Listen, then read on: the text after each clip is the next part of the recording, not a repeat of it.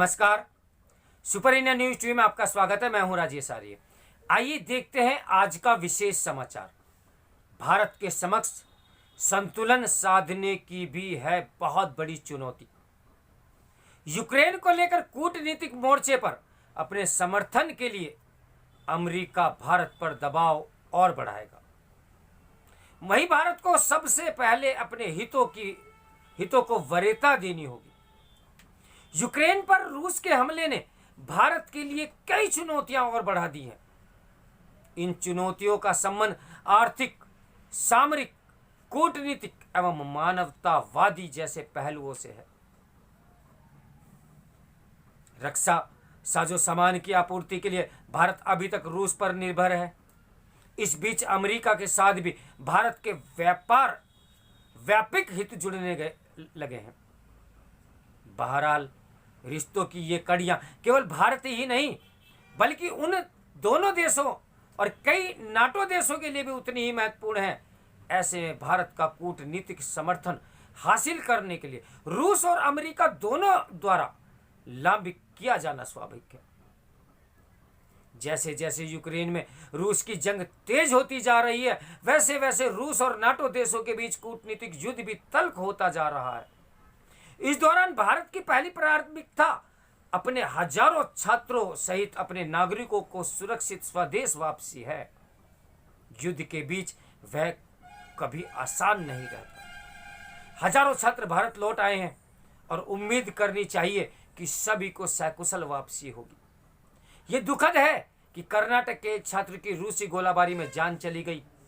एक छात्र का उपचार के दौरान निधन भी हो गया। फिलहाल वैश्विक सहानुभूति यूक्रेन के साथ है। दरअसल इस दौर में किसी देश का दूसरे देश पर आक्रमण करना अस्वीकार्य है। अपने सामरिक हितों की अनदेखी करने के लिए अमेरिका एवं यूरोपीय देशों से रूस की वाजिब शिकायतें थी।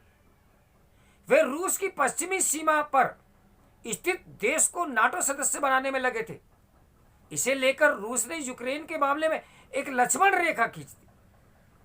जिस देश के साथ उसका गहरा ऐतिहासिक जुड़ाव रहा है, फिर भी ऐसे तमाम उकसावे के बावजूद यूक्रेन पर रूसी हमले को जायज नहीं ठहराया जा सकता।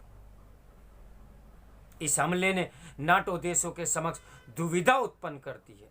ऐसा इसलिए क्योंकि एक तो रूस संयुक्त राष्ट्र सुरक्षा परिषद का स्थायी सदस्य है, दूसरा यह है कि दुनिया में परमाणु हथियारों का सबसे बड़ा जखीरा भी उसी के पास है।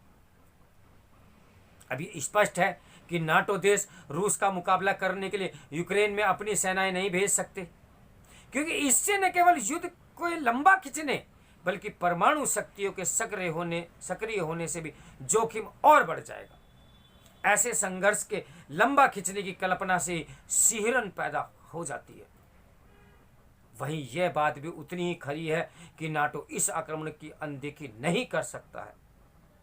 इसलिए उसने अपनी त्रिस्तरीय रणनीति अपनाई है। पहली यही कि संयुक्त राष्ट्र के माध्यम से रूस पर कूटनीतिक दबाव बढ़ाना, दूसरे यूक्रेन को हथियारों की आपूर्ति सहित हर संभव सहयोग देना, तीसरा रूस पर कई वित्तीय एवं कई अन्य प्रतिबंध लगवाना ताकि उसकी कुपिति रूसी नागरिक पुतिन के खिलाफ भड़क जाए। जो हालात बन रहे हैं उसमें तय है कि यूक्रेन के राष्ट्रपति जेलेंस्की की सरकार को भले ही कितना समर्थन मिले, लेकिन रूसी आक्रमण के आगे उनका प्रतिरोध लंबे समय तक टिकने वाला नहीं है। इसका अर्थ यही होगा ना कि यदि संपूर्ण यूक्रेन नहीं तो इसका अधिकांश हिस्सा रूसी कब्जे में चला जाएगा। फिर पुतिन वहां अपनी कठपुतली सरकार बिठा देंगे। इसके बाद नाटो वही सुनिश्चित करने का प्रयास करेगा कि रूसी समर्थन वाली एक सरकार को अंतर्राष्ट्रीय मान्यता न मिलने पाए। साथ ही साथ ये संगठन रूस पर कूटनीतिक दबाव बढ़ाने के अलावा प्रतिबंधों का शिकंजा और कसता जाएगा। ये तस्वीर काफी कुछ इस पर भी निर्भर करेगी कि यूक्रेनी अपनी जमीन पर किस प्रकार निरंतर विरोध कर पाएंगे।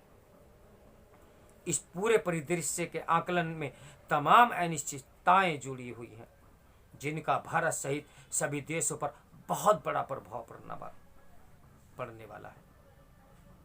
इस मामले में रूस की खुलकर आलोचना करने के लिए अमेरिकी दबाव और रूस के साथ अपने रिश्तों को सुरक्षित रखने की दिशा में भारत ने अभी तक सदा हुआ रुख अपनाया हुआ है। भारत की यह सतर्कतापूर्ण नीति संयुक्त राष्ट्र सुरक्षा परिषद से लेकर संयुक्त राष्ट्र के अन्य संगठनों की बैठकों में देखी जा सकती है। चूंकि भारत संयुक्त राष्ट्र के मंचों पर मतदान से अनुपस्थित रहा, तो इसका यह भी आकलन करना गलत होगा कि भारत की स्थिति स्थैतिक है। भारत अपने बयानों से अपनी स्थिति स्पष्ट कर रहा है। ऊपरी तौर पर यह दिख सकता है कि भारत रूसी हमले पर आए प्रस्तावों पर मतदान से दूर रहा। इसे रूस के प्रत्यक्ष समर्थन के रूप में देखना गलत होगा। यूक्रेन से जुड़े विभिन्न पहलुओं को लेकर सुरक्षा परिषद में 21 फरवरी से 4 मार्च के बीच कुल 6 बैठकें हुई। इन सभी बैठकों में भारत ने इसी बात पर जोर दिया कि विवादों का निपटारा संवाद, वार्ता और कूटनीति के जरिए ही किया जाना चाहिए। उसने ये भी कहा कि सैन्य टकराव से बचना होगा। सुरक्षा परिषद की 21 फरवरी को हुई बैठक में रूस द्वारा यूक्रेन के 2 अलगाववादी प्रांतों को स्वतंत्र देश के रूप में मान्यता देने के बाद हुई थी। उसे भारत ने शांति, संवाद और कूटनीति की बात करने के अलावा भी ये भी उल्लेख किया था कि सभी देशों के प्रस्तावित सुरक्षा हितों का ध्यान रखा जाए। यह इसका संकेत था कि यूक्रेन के नाटो में शामिल होने संबंधी रूस की आपत्तियों को किसी तरह अनदेखा नहीं करना चाहिए। जिस दिन रूस ने यूक्रेन पर हमला बोला, उस दिन भी भारत ने परिषद में ऐसा ही बयान दिया था। हालांकि हमले के बाद 25 फरवरी और उसके उपरांत हुई बैठकों में भारत ने रूस के सुरक्षा हितों संबंधी किसी भी उल्लेख को अपने बयानों से हटा लिया। उसके बजाय भारत ने संयुक्त राष्ट्र घोषणा पत्र के पालन और हिंसा समाप्त करने की आवश्यकता पर बल देने की बात जरूर की। साथ ही उसने देशों की संप्रभुता एवं क्षेत्रीय अखंडता अक्षुण्ण बनाने की वकालत भी की। चूंकि रूस ने यूक्रेन की संप्रभुता का उल्लंघन किया था, तो भारत ने स्पष्ट रूप से कड़ा संदेश दिया कि यह हमला गलत था।